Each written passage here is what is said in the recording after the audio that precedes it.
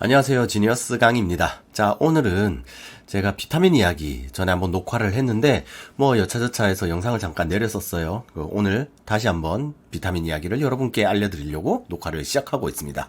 자, 영상 한번 끝까지 봐주시죠. 네, 오늘 아까 전에 말씀드린 대로 이제 비타민 얘기를 할 거예요. 제가 우리나라 사람들은 대부분 먹어서 조지려고 해요. 먹어서 조지려고 하기 때문에 이 비타민도 어떻게 먹어야 우리가 통풍을 극복하는 데 도움이 될까 이런 생각을 많이 하신단 말이죠. 사실 제가 여러 번 말씀드렸듯이 통풍은 먹어서 조지는 병이 아니라 안 먹어서 조지는 병입니다. 요산이 높아서 결정이 생겨서 불편을 초래하는데, 요산이 높아지는 이유는 우리가 무언가를 먹어서고, 그 먹은 음식에 들어있는 DNA에 들어있는 퓨린계 염기들이 이렇게 우리가 분해되는 과정 중에서 이제 요산이 만들어져요. 그러다 보니 요산이 결정을 만들고, 그로 인해서 물리적인 통증이 생기고 염증 반응으로 인해서 우리는 고통을 받게 됩니다. 자, 이게 우리가 일반적으로 알고 있는 통풍의 과정들입니다.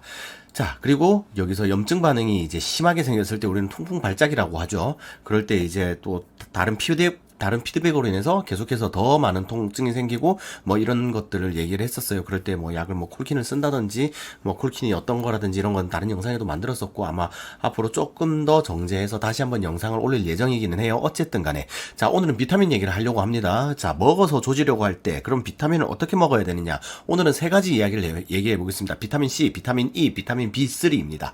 자, 비타민 C, E, B3 이 세 개를 이야기해 보겠습니다. 자, 그 전에 먼저 약국을 소개를 해드리겠어요. 여기는 제 와이프가 있는 약국이고요. 여기는 2호선 구로 디지털 단지역 지하철역 안에 있습니다. 이쪽으로 들어가면은 지하철 개찰구고요. 이쪽으로 가면은 여기가 3번, 4번 출구, 이쪽이 5번, 6번 출구입니다. 이쪽으로 오셔서 약국을 방문해 주시면 좋겠습니다. 참고로 처방 조제는 하지 않고 있고요. 저는 약국에 거의 없습니다. 물론 제 와이프 약국이지만 육아 때문에 사실 약국에 자주 있진 않아요. 그리고 옆에 있는 편의점도 많이 이용해 주시면 감사하겠습니다. 구로 2호선 약국입니다. 자, 두 번째 2호선 잠실역입니다. 잠실역 안에 있는 쉼표 약국입니다. 제 약국인데 여기도 제가 잘 있지는 않습니다. 제가 잘 있진 않지만 어쨌든 약국이 필요하시다면 방문을 해주시면 감사하겠습니다. 앞으로 약국 설명은 밑에 그냥 남겨놓는 걸로 하고, 약국이 그냥 제 약국이 그냥 여기다라는 정도지, 사실 약국에 오시더라도 저를 거의 만나실 수가 없기 때문에 그냥 근처에서 약이 필요하실 때 이렇게 잠시 들러주신다면 그 정도면 충분히 감사하겠습니다. 자, 비타민 이야기 본격적으로 시작해 보겠습니다. 비타민 C 먼저 얘기해 볼게요. 비타민 C 1일 권장량은 얼마나 되느냐, 그리고 비타민 C를 우리가 통풍 환자가 먹었을 때 장점과 단점이 어떤 게 있을까, 그리고 메가도스 요법이라는 게 있는데 그 과연 메가도스 요법이라는 게 어떤 건지 한번 알아보고요. 그리고 이 단점 중에서 신장결석에 대한 이야기가 있습니다. 이것도 한번 알아보도록 하겠어요. 일단 비타민 C의 경우에는 1일 권장량이 100mg 밖에 안 됩니다. 우리가 보통 이게 참 웃긴 게, 얼마 전에 제가 제품 광고라는 이야기로 민원이 들어와서 이게 제품 사진을 못 넣으니까 조금 그런데, 고려 머시기 비타민 C 이런 거 있죠. 그리고 다른 약국에서 사실 수 있는 그런 비타민 C들 많이 있어요. 이런 알약으로 되어 있는, 하얀색 알약으로 되어 있는 비타민 C들 있죠. 이런 것들이 보통 1000mg 정도입니다. 이거 한 알이면 1일 권장량의 10배나 되는 거죠. 이미 충분히 넘어서 버립니다. 그렇기 때문에 1일 권장량이 생각보다는 되게 작다라고 느낄 수 있어요. 하지만 비타민C는 기본적으로 수용성입니다. 물에 녹는 친구죠. 물에 녹다 보니까 우리 몸에서 필요한 정도가 아니면 몸에서 굉장히 쉽게 배출이 잘 됩니다. 그리고 예를 들어서 우리가 100mg만 필요하니까 100mg만 먹었다 칩시다. 그리고 사실 100mg도 알약으로 먹는 게 아니라 우리가 식사하는 와중에 비타민C를 굉장히 많이 어쨌든 간에 섭취를 하게 돼요. 여튼 우리가 100mg 정도를 섭취를 한다고 해도 실제로 우리 몸에서 흡수가 되는 정도가 어느 정도인지 몰라요. 어떤 사람은 50% 정도를 흡수할 거고 어떤 사람은 70% 정도를 흡수를 할 수도 있죠. 사람마다 이건 다 다릅니다. 그렇기 때문에 우리가 얼마나 흡수를 할지 모르겠지만, 하지만 100mg가 아니라 200을 섭취를 하게 되면 똑같이 50을 하더라도 이게 100이 되죠. 100을 초과하게 되겠네요. 어쨌든 이렇게 많이 넣게 되면 더 많이 흡수할 가능성이 높다는 겁니다. 실제로는 이것보다 더 적게 흡수를 할 수도 있겠죠. 아마 대부분 다 그보다 훨씬 더 인위적으로 먹게 되는 것들은 흡수율이 훨씬 더 떨어진다고 알고 있어요. 그러니 굉장히 많은 양을, 이게 100이 아니라 1000을 흡수를 하더라도 우리 몸에서는 충분히 그런 것들을 더 잘 활용할 수 있게 된다는 얘기죠. 그러니까 많이 먹는 건 나쁘지 않다는 얘기입니다. 자, 그러면 장점과 단점에 대해서 잠시 얘기를 해볼 건데, 그러면 일단 비타민C를 섭취하면 뭐가 좋을까요? 비타민C 하면 떠오르는 단어가 딱 하나 있습니까? 제일 먼저 떠오르는 단어 하나 있어야 되는데 뭘까요? 사실 여러분들 제 유튜브 볼 때 이미 다 알고 보시잖아요. 이미 모든 내용 다 알고 있지만 확인차, 그리고 이 지니어스 강이라는 친구가 제대로 알고 있는지 확인차, 이렇게 보시는 걸로 저는 알고 있어요. 이미 다 아시겠지만, 자, 여러분께서 아시다시피 비타민C 하면 항산화 하면 비타민C. 이 비타민C가 굉장히 항산화라는 것에 대해서 크게 작용을 합니다. 항산화는 제가 굉장히 중요하게 생각하는 것 중에 하나고, 염증을 줄이는데 굉장히 중요하게 작용을 한다라고 생각을 하시면 되겠어요. 일단 그러면 그건 이제 항산화에 대한 것은 나중에 다시 한번 자세히 얘기하고요.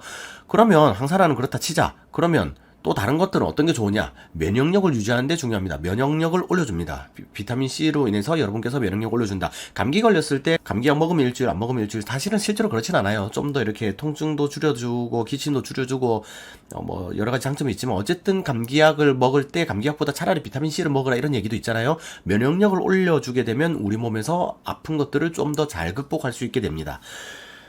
예를 들어서 바이러스로 인해서 감기가 걸렸다고 쳐요. 그런데 감기가 바이러스로 인해서 내가 기침을 할 때 전파가 되잖아요. 하지만 내가 감기에 걸렸는데 우리 가족들이 나랑 같이 물컵을 먹었음에도 불구하고 감기가 전염되지 않는 경우들이 종종 있죠. 많죠. 주변에 아픈 사람 많은데 내가 무조건 100% 앓는 게 아니잖아요. 왜냐고? 면역력 때문입니다.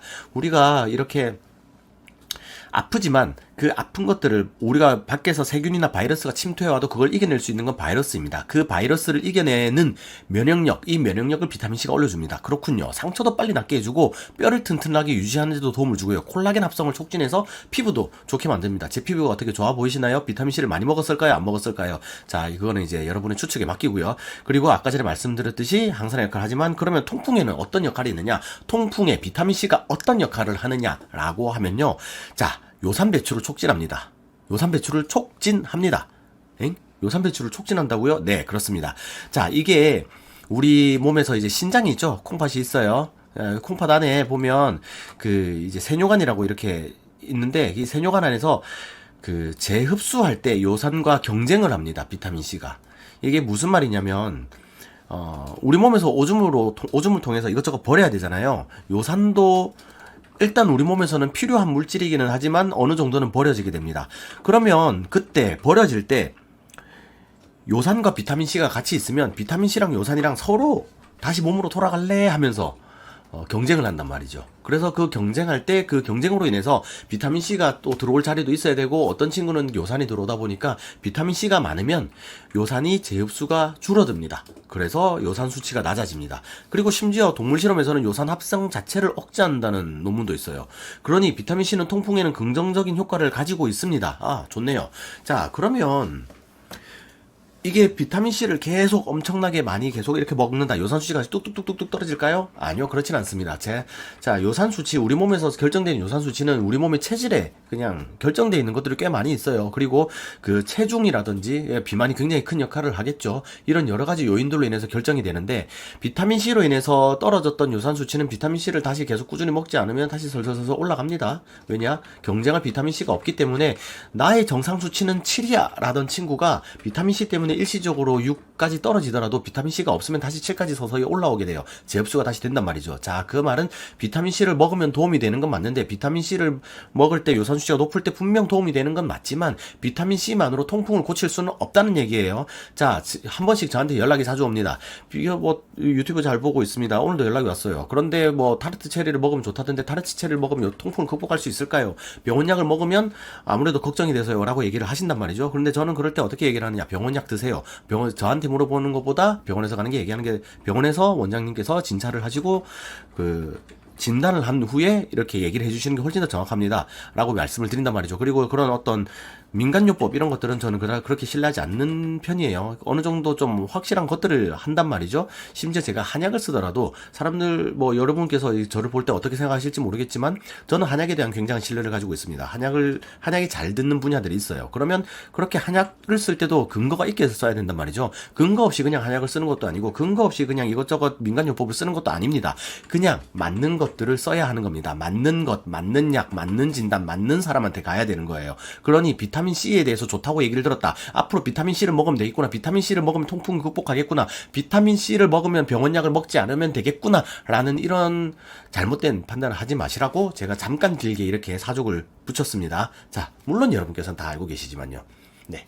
자, 그리고 그러면 단점, 비타민C의 단점을 얘기를 해봐야 되는데, 비타민C는 사실 단점이 거의 없습니다. 수용성이기 때문에 대부분 다 소변으로 문제가 있으면 빠져나가게 되니까, 많은 양은 빠져나가게 되니까 비타민C는 사실 그런 단점은 기본적으로는 크지 않습니다. 하지만 좀 전에 말했던 이 신장결석에 대한 문제가 엄청나게 무서운 얘기인데, 그럼 이거 단점 아니야? 라고 생각하실 수 있죠. 그리고 한 번쯤 들어보셨을 거예요. 비타민C 너무 많이 먹으면 신장 결석을 일으키니까 조심해라 라는 이야기를 들어보셨을 수도 있습니다. 그런데 말이죠. 이 신장 결석에 대한 이야기는 옛날에는 그런 얘기를 했었어요.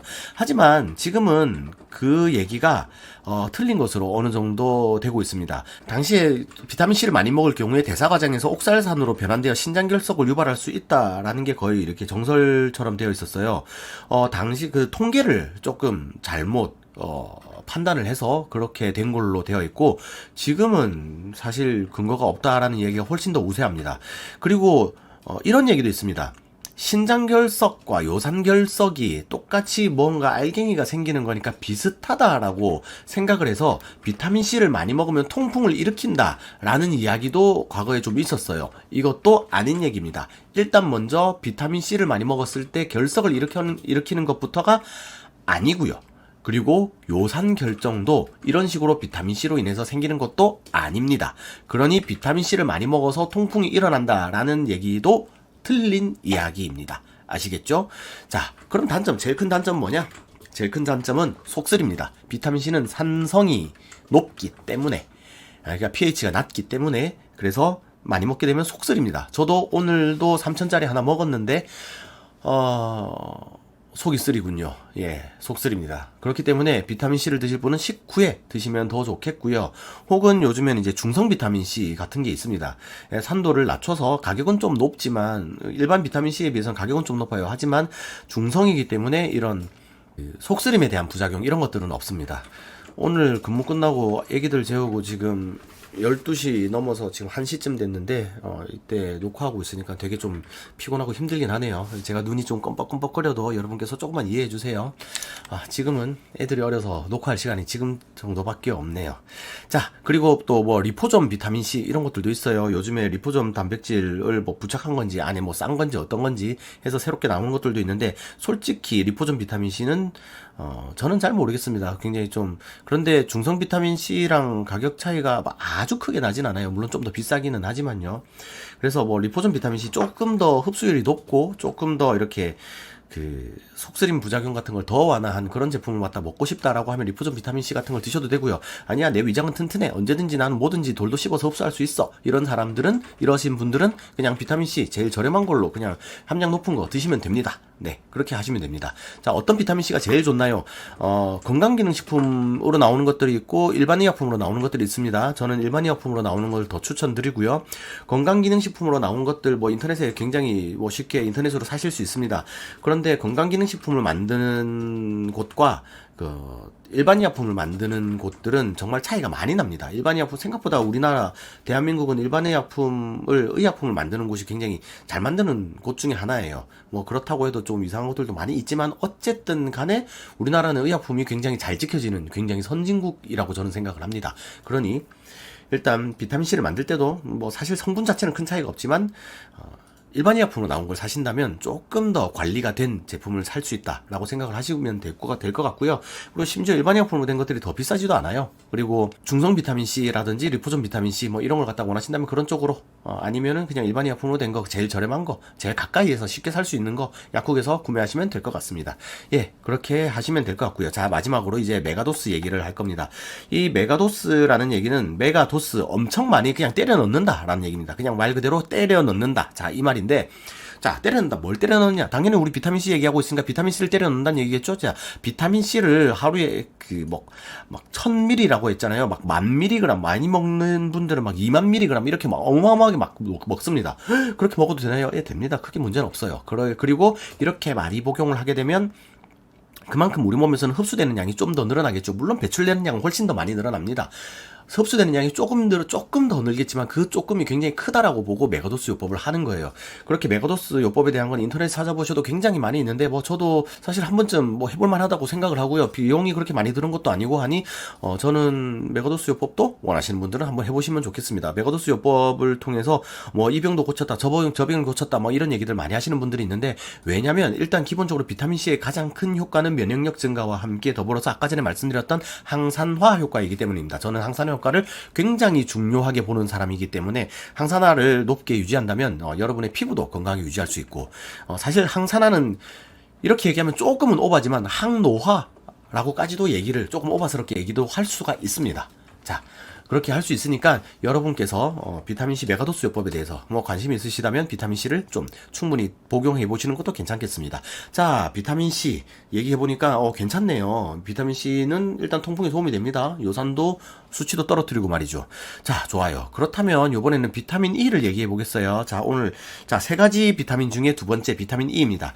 비타민 E는 아까 전에 수용성 비타민인 비타민 C와 다르게 지용성입니다. 자, 아까 전에는 수용성이기 때문에 너무 많이 먹으면 나간다고 했어요. 그런데 비타민 E는 지용성이기 때문에 다 나가진 않아요. 그러면 얘는 너무 많이 먹으면 안 되겠네 라고 할 수가 있겠죠. 맞습니다. 너무 많이 먹으면은 조금 문제가 될 수 있겠는데, 그런데 사실 비타민 E도 굉장히 안전한 비타민에 속합니다. 일단 기본적으로 단점 먼저 얘기를 해볼게요. 단점을 얘기하기 전에 이 비타민 E가 보통 우리가 비타민 E는 토코페롤이라는 이름으로 불리거든요. 어디서 들어본 적 있으시죠? 예, 토코페롤. 예전에는 화장품에도 토코페롤 굉장히 많이 들어갔어요. 지금도 많이 들어가지만 그 토코페롤에 이 마그네슘을 같이 첨가해서 나오는 의약품들이 많이 있습니다. 이 마그네슘과 비타민 E가 들어가 있는 의약품들은 기본적으로 어떤 역할을 하느냐? 혈액순환에 도움을 줍니다. 혈액순환을 도움을 주기 때문에 이런 비타민 E와 마그네슘을 넣은 약들이 굉장히 많아요. 의약품들이.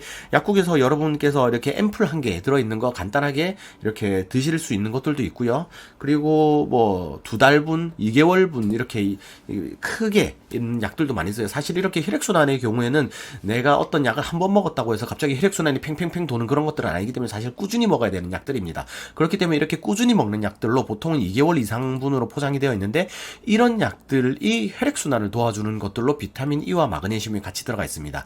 자, 그럼 비타민 E가 왜 혈액순환을 도와주는데, 혈액 응고를 조금 줄입니다. 혈액 응고를 줄인다. 이거 아스피린 매일마다 그 심장 질환을 줄이기 위해서 한 알씩 먹는 거 있죠. 그거랑 비슷한 효과라고 생각하시면 돼요. 자, 그러면 아스피린의 가장 큰 부작용 중에 하나가 뭐죠?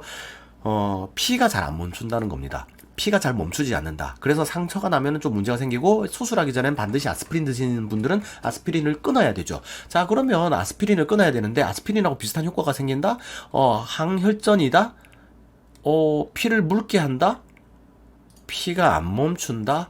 아하, 그렇구나. 비타민 E는 혈액순환을 피를 묽게 만들어서, 피가 잘 돌게 만들어서 혈액순환을 높여주는 대신에 피가 잘 안 멈출 수는 있구나 라는 생각을 하시면 되겠습니다. 물론 아스피린보다는 그 정도가 약하기 때문에 아스피린은 수술 전에 반드시 체크하지만 비타민 E를 먹었느냐로 체크하지는 않습니다. 하지만 머릿속에 만약에 이렇게 머릿속에 출혈 가능성이 있으신 분들, 혹은 몸속에 출혈 가능성이 있으면, 보통 출혈로 문제가 되는 것들은 뇌 부분이죠. 그래서 이제 뇌 혈관이 약해지신 분들이 있지 않습니까? 그런 분들은 이제 병원에서 상담을 하고 복용을 해보시는 게 좋습니다. 왜냐? 혹시나 그런 이제 꽈리가 터졌을 때 굉장히 큰 문제가 발생을 하는데 피가 잘 안 멈추니까 이제 좀 문제가 될 수 있겠죠. 하지만 반대로 거기서 혈전이 더 이상 커지지 않게끔 항혈전제를 투여하기도 해요. 그러니까 이건 일종의 항혈전제라고 볼 수도 있겠지만, 아예 목적을 가지고 하는 것보다는 훨씬 더 이제 약한 거라고 이제 말씀을 드렸죠. 어쨌든 그렇기 때문에 그런 정도의 문제점, 이걸 길게 얘기하니까 굉장히 문제가 있어 보이지만 실제는 그렇지 않습니다. 굉장히 안전한 편이고요.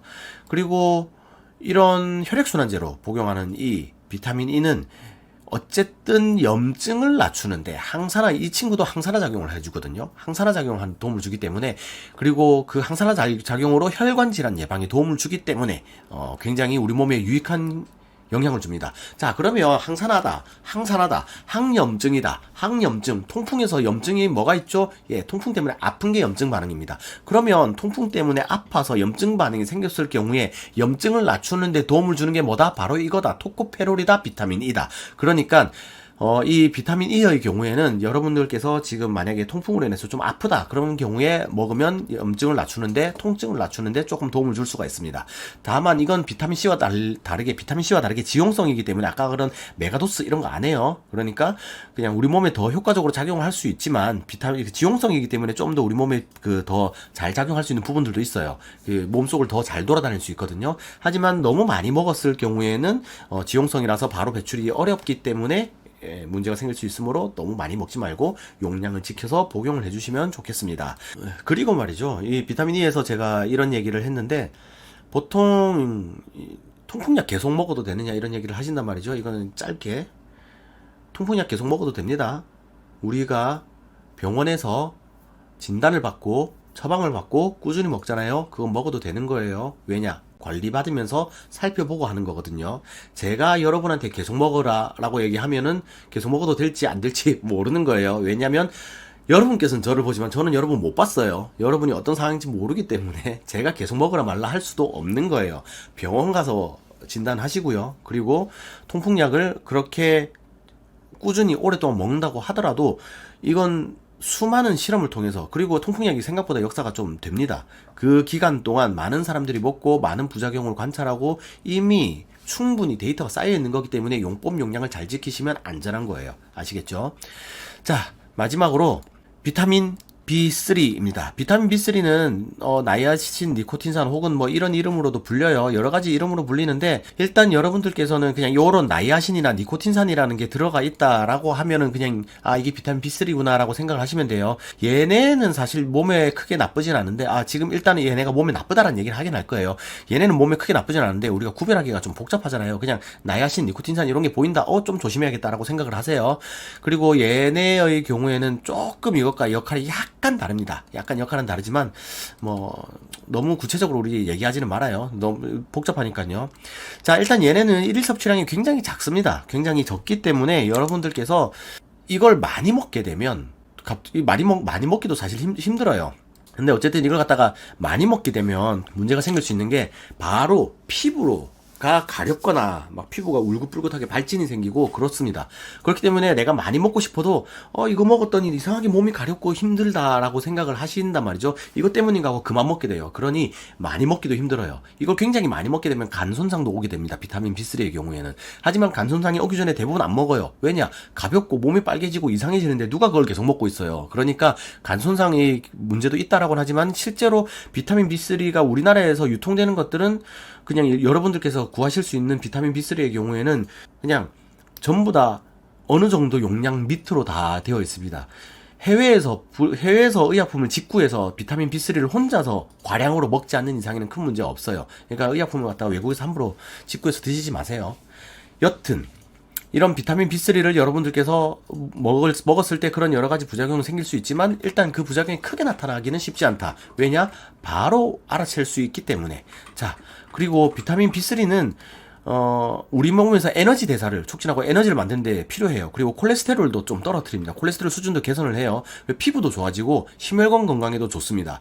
그리고 비타민 B3는 일단 좀 전에 뭐 많이 먹으면 뭐 여러 가지 문제가 있다 해서 안 먹으면 안 되나라고 생각하실 수도 있지만, 일단 우리가 식사를 하는 이상 안 먹을 수도 없고요. 그리고 이걸 갖다가 정말 적게 먹으면 우리 신경에 문제가 생깁니다.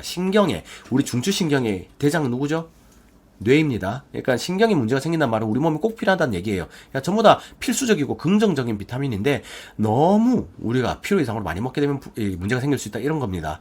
자, 어쨌든 과량 섭취하기도 쉽지 않은 이 비타민 B3를 많이 섭취하게 되면 요산 수치가 증가됩니다. 여러분 통풍 환자죠. 통풍 환자니까 여기 이거 보러 오셨죠. 그리고 비타민이 어떻게 우리 몸에 작용하는 걸 보러 오셨잖아요. 요산 수치가 증가합니다. 요산 수치가 증가하면 여러분의 통풍이 더 심해집니다. 통풍이 더 심해져요. 아파질 수 있어요. 여러분 만약 지금 아파서 죽겠는데, 그런데 비타민을 먹어야 될 것 같아서 비타민 먹고 있어요. 종합 비타민 먹고 있어요. 뒤에 보세요. 나이아신 있어요. 여러분 일단 먹지 마세요. 아프면 먹지 마세요. 지금 먹는 거 아니에요. 자, 지금 아까 전에 비타민 C의 경우에는 서로 재흡수가 되는 걸 방해한다고 했어요. 그런데 이 비타민 B3는 요산이 분해되는 걸 억제해요. 요산이 분해되는 걸, 요산을 만들어지는 걸 억제하는 게 우리가 먹는 통풍약입니다. 잔틴 옥시데이즈를 이제 억제를 해서 뭐 통풍이 더 이상 요산이 생성되는 걸 억제하고 뭐 이렇게 하는데, 어쨌든 그렇게 생겨진 요산이 우리 몸에서 배출될 때 다시 들어와 하면서 머리끄댕이를 쭉 잡아 당기는 게 이 비타민 B3라는 말입니다. 그러니까 이 비타민 B3를 먹게 되면 여러분께서 요산 수치가 증가하는데, 대부분의 멀티비타민, 종합 비타민, 여러분께서 드시는 그런 비타민에는 이 비타민 B3가 대부분은 들어가 있습니다. 그러니까 통풍 관리가 시급하신 분, 즉 지금 통증이 있고 아프고 하기 때문에, 그리고 병원에서 치료 시작하신 지 얼마 안 되시는 분들이라면 집에 있는 거 종합 비타민 성분 확인해 보시고, 나이아신, 비타민 B3, 니코틴산, 아마이드 등등등의 이름이 보인다면 복용을 잠시 중단을 하셔야 합니다. 그렇다면 앞으로 안 먹어야 되나요? 아까도 얘기했죠? 부족하면 안 돼요. 그러니 지금 아프거나 치료를 하는 중이라면 잠시만 끊으시면 되겠습니다. 아시겠죠? 자, 이렇게 통풍까지의 관계를 알아봤습니다. 자, 오늘은 비타민 세 종류하고 통풍과의 관계를 알아봤는데요. 종합해보면, 자, 한 줄 요약. 비타민 C 먹어라. 비타민 E 아프면 먹어라. 비타민 B3 아프면 쉬어라 정도가 되겠네요. 자, 참 쉽죠? 자, 제 약국이 어디다 라고 얘기를 잘 한 적이 잘 없었습니다. 하지만 약국이 필요하시다면, 뭐 기왕 가까이에서 지나가신다면 방문 주시면 정말로 감사하겠습니다. 참고로 처음에 말씀드렸듯이 저는 잘 상주했지 않습니다. 자, 오늘도 시청해 주셔서 감사합니다. 지니어스 강이었습니다.